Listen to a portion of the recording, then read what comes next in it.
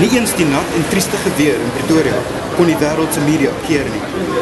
Toe die tyd vir Oscar Pistorius se moordverhoor maandagoggend in die Hooggeregshof hier aanbreek, het die media van 'n afstand soos 'n losgemaal gelyk. Hier daag Riva Steenkamp se ma by die hof op. Verlede jaar Valentynsdag is haar dogter in Pistorius se huis doodgeskiet. En is veilig om te sê die ganse wêreld wil weet wat daai nag gebeur het. Van naderby is die media rolmaal nog meer intens. Let's move, let's move. Can you open here, please? Please, no, wait, open it, please. How are you feeling, Oscar? Not Oscar, that's his brother.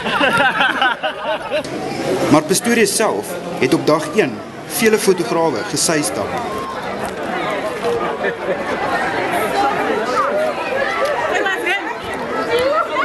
Did he go in? It was him, yeah, it was him.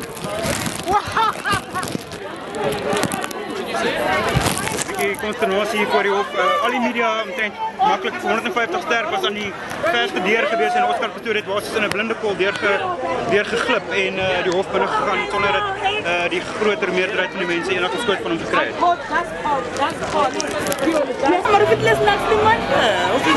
Wearing the grey suit. Yeah, he's the guy in the grey suit. Hold on.